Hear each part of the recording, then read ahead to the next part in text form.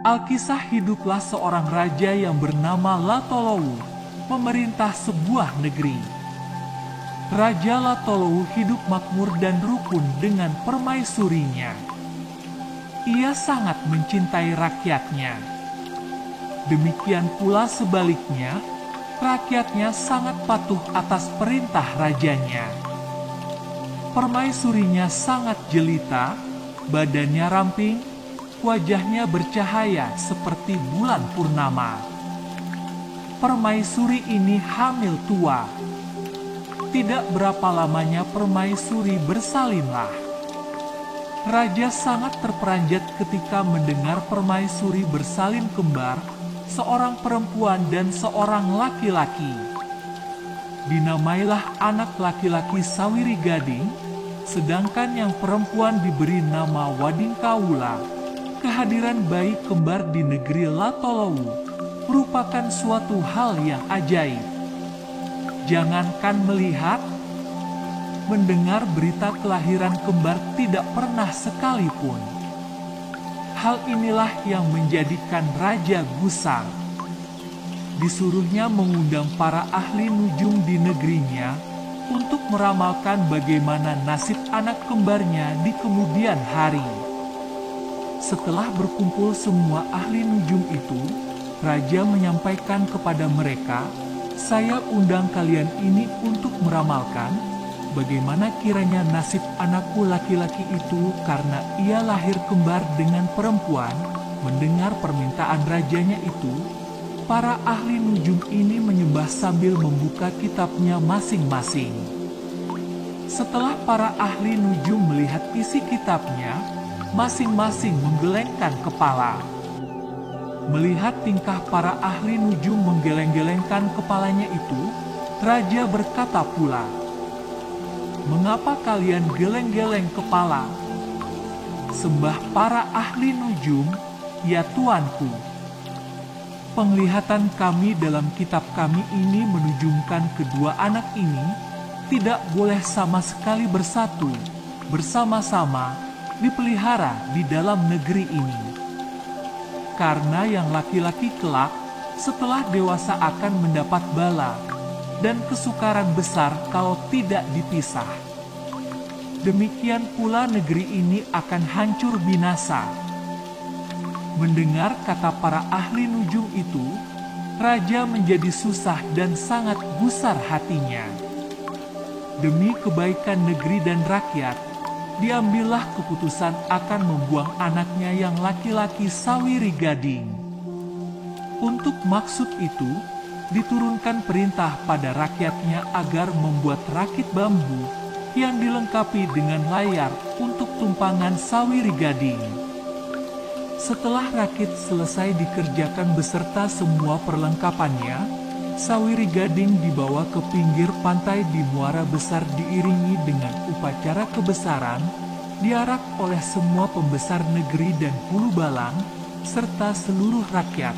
Waktu itu di muara sungai arus deras sekali.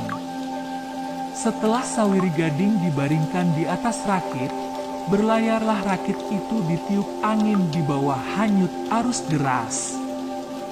Cepat sekali rakit yang ditumpangi Sawiri Gading itu melaju meninggalkan negeri kelahirannya. Terbetik berita bahwa rakit Sawiri Gading itu terdampar di Luwu, daratan Sulawesi. Di tempat terdamparnya inilah Sawiri Gading dipungut oleh nelayan. Oleh karena nelayan itu tidak mempunyai anak, Sawiri Gading dianggap sebagai anak kandungnya sendiri. Demikianlah Sawiri Gading itu dipelihara dengan sebaik-baiknya dan dimanjakan, hingga menjadi besar dan menjadi pemuda. Di masa mudanya itu, timbullah pikiran bagaimana jalan, supaya dapat membantu orang tua yang memeliharanya, agar jangan hanya menunggu saja dari orang tuanya. Pada suatu waktu Sawiri Gading meminta izin dan keluasan dari bapak dan ibu angkatnya untuk membawa perahu berlayar ke negeri orang. Sawiri Gading mendapat keluasan dan izin kedua orang tuanya, dan ia pun berangkatlah. Dalam pelayaran itu Sawiri Gading tiba di Mandar, di pantai sebelah barat Sulawesi. Beberapa lamanya berada di Mandar, karena tingkah lakunya yang baik dan pandai bergaul dengan penduduk negeri, Sawiri Gading menjadi kesayangan orang Mandar. Ada seorang kaya pedagang besar di Mandar, memberi kepercayaan kepada Sawiri Gading menjadi nahkoda perahu dagangannya. Karena Sawiri Gading pandai berdagang, ia memperoleh untung besar hingga perdagangan mereka bertambah besar lagi maju. Melihat keadaan demikian itu, pedagang kaya yang mengangkat Sawiri Gading menjadi juragan itu memerintahkan pula membuka perdagangan baru di sebelah timur di Tanah Wolio. Berlayar pulalah Sawiri Gading bersama dengan teman-temannya menuju Tanah Wolio yang pernah menjadi tempat perdagangan orang kaya Mandar itu. Tidak berapa lama berlayar, tibalah perahunya di pelabuhan yang disebut Togo. Sampai sekarang orang Lasalimu menyebut pelabuhan itu Labuhan Mandar. Sesudah perahu berlabuh, dipanggilnya semua anak perahu naik ke darat, membawa barang dagangannya. Habis seluruh dagangannya karena disukai penduduk negeri. Sementara menunggu waktu untuk berangkat, Sawiri Gading setiap hari naik ke darat, bergaul dengan pemuda negeri itu, bermain di muka istana raja.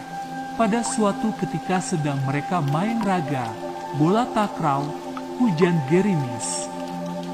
Dari dalam istana keluarlah seorang putri cantik. Kulitnya kuning langsat, mengambil jemuran. Pada waktu itulah putri yang cantik itu dilihat oleh Sawiri Gading. Melihat putri cantik itu, Sawiri Gading langsung jatuh hati. Keesokan harinya datang pulalah Sawiri Gading bermain raga, bola takraw. Pada saat itulah Sawiri Gading memasukkan cincin ke dalam raga, bola takraw itu, lalu mereka bermain. Oleh karena pandainya bermain, disepaknya raga itu masuk ke jendela tempat tinggal putri, langsung jatuh di pangkuan putri. Melihat raga, bola takraw yang jatuh di pangkuannya berisi cincin, langsung dikeluarkannya cincin itu, lalu dipasang di jari manisnya. Cocok benar, tidak longgar juga tidak sempit. Wadingkawula mengambil pula cincinnya dan dimasukkannya ke dalam raga, bola takraw itu, lalu dibuangnya ke tanah, tepat di muka Sawiri Gading. Terlihat pula di dalam raga itu ada cincin. Sawiri Gading mengambilnya lalu dikenakan di jari manisnya. Cocok benar, tidak sempit tidak pula longgar. Demikianlah awal pertemuan jodoh kedua anak muda itu. Masing-masing berhasrat besar, hanyalah keputusan terletak pada orang tua mereka. Oleh karena besarnya hasrat Sawiri Gading, ia membawa buah-buahan ke istana sebagai tanda lamaran, tetapi raja tidak mau menerimanya. Walaupun penerimaan raja demikian, Sawiri Gading pantang mundur. Ia mengantar lagi buah-buahan lamaran sampai 3 kali. Ketiga lamarannya itu ditolak. Tidak diketahui apa sebabnya, raja tidak mau menerima kiriman atau lamaran Sawiri Gading.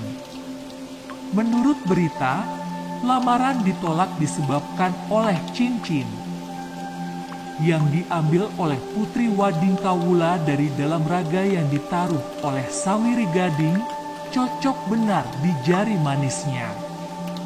Apa pula paras Wadingkawula sampai pada perawakannya sama benar dengan pedagang pembawa buah-buahan lamaran itu. Teringatlah oleh raja beberapa waktu silam bahwa kemungkinan yang dagang itu adalah Sawiri Gading, anaknya sendiri, saudara kembar Wadingkawula. yang dihanyutkan puluhan tahun yang lalu. Sementara itu, Sawiri Gading merasa sangat dipermalukan karena lamarannya ditolak oleh raja.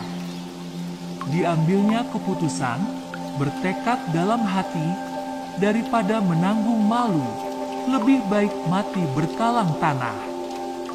Ia perintahkan semua teman-temannya supaya bersiap-siap, jangan sampai terjadi kekacauan. Sawiri Gading sendiri naik ke istana, akan merampas putri Wadingkawula. Setiba di dalam istana, ia langsung menuju ke tempat kediaman putri, lalu digendongnya Wadingkawula, dibawanya ke hadapan raja, meminta supaya mereka dikawinkan. Melihat Sawiri Gading membawa putri Wadingkawula ke hadapannya itu, maka tidak ada lagi putusan lain, kecuali segera mengawinkan kedua anak itu. Perkawinan Sawiri Gading dengan Wadingkawula dimeriahkan dengan segala upacara kebesaran.